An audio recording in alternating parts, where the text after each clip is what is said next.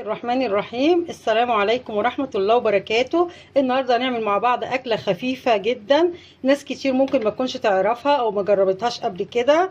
ممكن الصعايدة بس وجه قبلي بس هو اللي عارفها وبيعملها بإتقان. أنا بشوف بتاع دوت صفحات كتير على الفيسبوك بتعملها، بس بصراحة بطريقة ما بتعجبنيش خالص. أنا هعملها لك دلوقتي على أصولها بجد. إحنا الصعايدة اللي هم بتوع البامية الوكا فعلا زي ما بيقولوا علينا. هعملها لك بطريقتي دلوقتي، هتتفرجي عليها وهتعجبك جدا، ولو جربتيها على الطريقه دي مش هتبطلي تعمليها. والله اطعم من الباميه مدمعه وطعمها تحفه وجميله جدا. هعملها معاكي خطوه بخطوه، بس اهم حاجه ما تنسينيش في اللايك، واذا عجبك الفيديو اشتركي في القناه لو انت لسه اول مره بتشوفي فيديو ليا، وفعلي الجرس عشان يوصلك كل جديد من عندي. اما حبايب قلبي اخواتي عيلتي التانية على اليوتيوب، بحبكم كلكم في الله. اقل تعليق منكم بيرضيني وبيعجبني والله، وبتواصل معاكم كلكم، وربنا اللي عالم انتوا محبتكم في قلبي قد ايه. ويلا بينا مش هنطول على بعض ونقول بسم الله ونبتدي الفيديو. واللي معايا رغيف محمص يا جماعه او كده ملدن شويه يجي يلا ويقول بسم الله. حبيبه قلبي دي الباميه اللي اشتريتها، اللي جبتها في المشتريات معاكي. انا عزلت الباميه الصغيره اهي، قمعتها عاملها باميه بصلصه، واكيد طبعا صورت معاكي قبل كده الباميه بصلصه، عملتها طاجن بره معاكي وعملتها طبيخ عادي في الحله. دي الباميه بقى الويكه اللي بقولك عليها. بصي دي انا باخدها، انا خليت واحده معاكي، بقمعها كده وبقشرها من الجناب كده، اللي هي العروق بتاعتها دي اللي في الجنب دي، يا رب تبقى واضحه ليكي الصوره.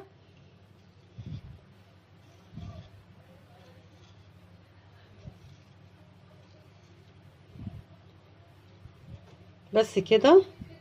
وبعدين هكمل معاكي، هجيب بوله واقطع فيها. معاكي في الباميه الويكه ان انا هبتدي اخرطها حلقات كده لغايه ما اخلص الكميه كلها وارجع لك بنفس الطريقه كده. ورجعت لك بعد ما خرطت الباميه اهي زي ما انت شايفه كده بالطريقه دي. دي الكميه الكبيره اللي كانت في الباميه اللي انا اشتريتها. معايا ايه للباميه دي؟ معايا بصلايه وقرنين فلفل رومي وتوم، 6 فصوص توم او 7 فصوص توم، بس انا التوم اللي عندي بصراحه اللي هو التوم الكبير الاحمر، فانتي على حسب اللي انتي بتحطيه. وهنبتدي نشوف هنعمل ايه مع بعض. اول حاجه انا هفرم البصلايه دي مع الفلفل، وحاطه الشوربه على البوتاجاز تغلي. ده انا فرمت البصله بتاعتي اهي، بس لقيت الاتنين فلفل كتير على الكميه اللي عندي، ففضلت ان انا احط قرن واحد فيهم بس، والتاني اهو معاكي. وهنروح على البوتاجاز دلوقتي، شوربتي غليت ونشوف هنعمل ايه. الشوربه بتاعتي غليت على البوتاجاز، بتحطي حسب الكميه زي الملوخيه بالظبط، حسب الكميه اللي انت شايفاها. هحط فيها الباميه، وهنزل كمان بالبصل اللي فرمته. صدقيني البصل اللي مفرومه دي مع الفلفل بتدي فيها طعم حلو قوي. هغطيها بس هواربها في الغطا علشان ما تفرش مني. بصي حبيبه قلبي الباميه بتاعتي بدات تدخل في السوا اهي. الحبايه البيضه اللي جوه دي ابتدت تصفر كده، يعني معناها ابتدت تستوي.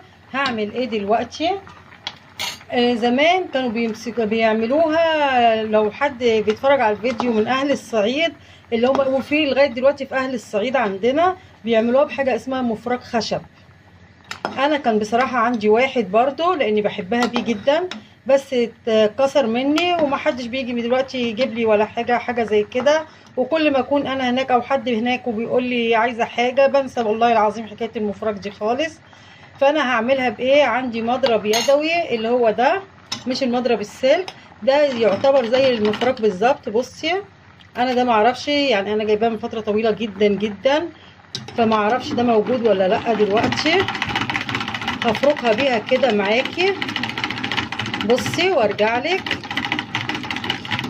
وفي ممكن تضربيها في الخلاط انتي، بس انا مش بحبها في الخلاط بصراحه، انا بحبها كده. بصي حبيبه قلبي انا قعدت ضربتها لغايه ما نعمت معايا خالص كده. بصي القوام بتاعها اهي. تقدري تضربيها بشفشق الخلاط زي ما بقولك او بالشوكه اللي تحبيه. الاسهل لك طبعا انه يكون بالخلاط، بس انا بحب اعملها على ايدي بصراحه كده، بحس طعمها مميز معايا واحلى كده. انا خلصتها يعتبر، هركنها على جنب دلوقتي وابتدي اعمل معاكي طشه التومه. طشه التومه بتاعتها زي طشه الملوخيه بالظبط. حطيت الطاسه بتاعتي على البوتاجاز، نشفت من الميه.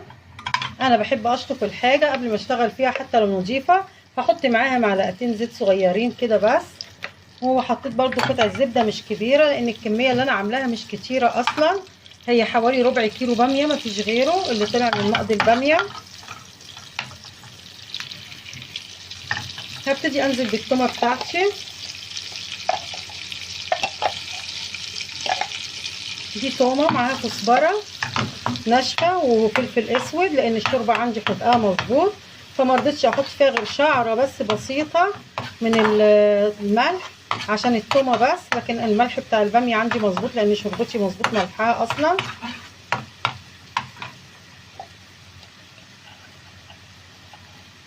يعتبر هصفر بس التومه واطشها. بصي التومه بتاعتي اصفرت خلاص كده، انا مش عايزاها اغمق من كده، هرفعها من على النار واطشها على الباميه على طول. هنزل بالتومه بتاعتي على الباميه اهي.